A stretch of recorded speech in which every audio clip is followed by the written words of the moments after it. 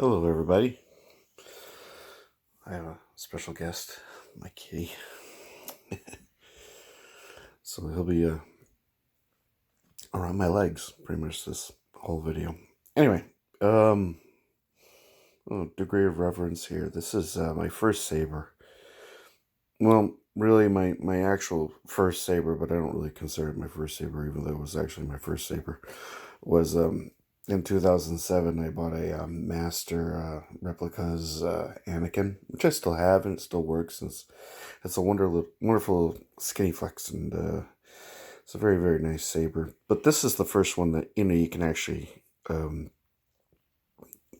consider to be dual worthy, and for $90, which is what the Pach Store charges for this. This is the V.2 Maverick, and it's every bit as good as every other saber that I have. It's like I said, it's dual worthy, it's durable, handles really well, and even though the quality of the soundboard is very really basic, I have just this inherent fondness for it. For it's just kind of like almost this crudeness. I mean, anything that any saber that sort of has this little mesh thing on the end, usually you don't really expect too much. But what I do really like about it, other than the fact that it is made of 6061 aircraft grade aluminum, as most quality sabers are, you've got a in-hilt recharge port, and there's a chassis that holds the soundboard and the lithium battery in place, so that is replaceable. I mean, obviously it's a little bit of work to get it out, and I've never been in there, nor have I had to do that. When you're recharging it, and you plug in the cord, the plug into the recharge port, you get the little red indicator that shows you that it is charging. This is what I really love about this saber is see the switch. You get that good angle right there. It recesses in, so it's virtually impossible to turn this thing off accidentally while you're spinning it, or get any of the effects to kind of kick in inadvertently. And this is one of my favorite switches of any saber. I don't know why this $90 saber has such a ingenious little switch, and it's so well made, and it's recessed, and it's completely accessible. Psych.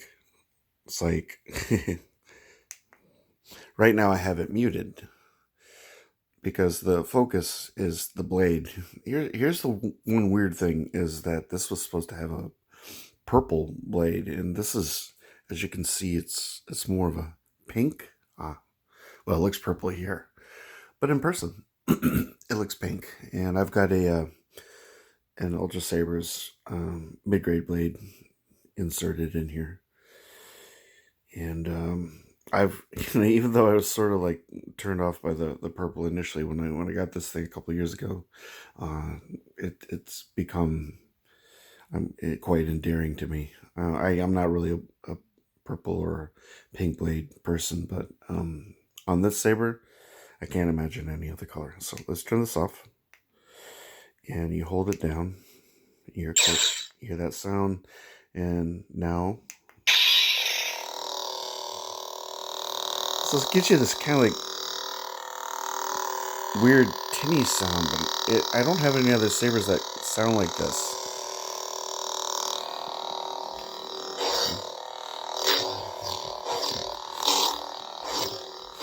So the sound is just very subjective. It doesn't really, the motion sense isn't the greatest, but it does work. This does have clash.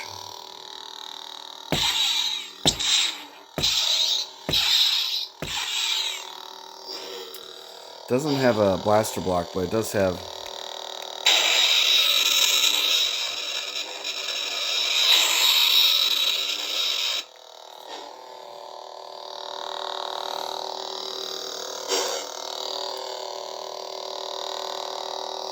So you get the gist.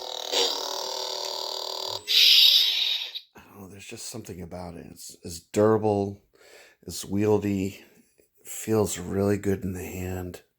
You can spin, you can do tricks, everything.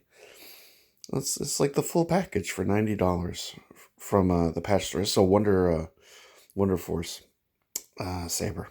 And the reason why I'm reviewing this one now is because I'm sort of at this like impasse financially where I'm gonna have to back off on buying sabers for a while. I imagine around tax time, I'm planning a purchase from Saber Trio. I want to get the Reaver, and I want to get it with a NeoPixel.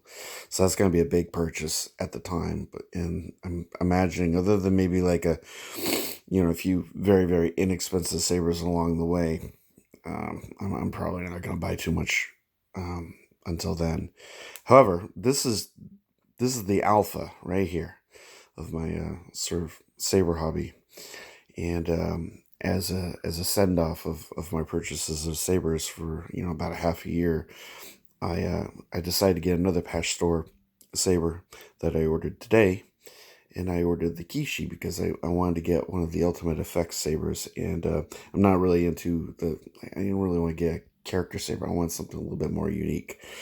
So if you go to the Pach Store and you look up the Kishi, you can see it's a really, really elegant and simple saber, and I like the I like the overall package. It comes with a Stereo V1 soundboard, and all the fonts.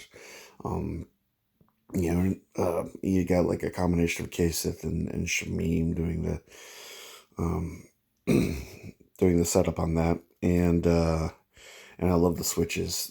It has these like amazing tiny little switches. They're sort of innocuous, and I forget what the euphemism for what they call them, but it's just an elegant, beautiful sort of Qui-Gon Jinn-esque consular sort of saber. And Kishi is actually the Japanese word for knight. I don't know why the Japanese have a word for knight, because they didn't have knights, but maybe I don't know. It's probably some variation. I mean to go online and check that out. But anyway, so that is something I'll probably be reviewing in a matter of a couple of weeks, because the Pach Store, you really need to visit that site, because they have a lot of really good sabers there, and their prices aren't bad. The shipping's a little high, but it's coming from China, I think. So, and this is still available, and you can get it in light and dark, and it has the full array of different colors, for a single LED. And this comes in a V3 version with an RGB blade. It's virtually the same hilt, but I'm not really generally into RGB, although the Kishi does have RGB. I'm really looking forward to getting that saber and showing it off to you guys, because again, it's another one of those things where you don't see reviews at all on YouTube for it, so that should kind of be a first. And yeah, and on that, I'm gonna shut my face and send you off with a little video of my cat. Who doesn't like a cat video combined with a saber video? What more can you ask for? Good night, everybody.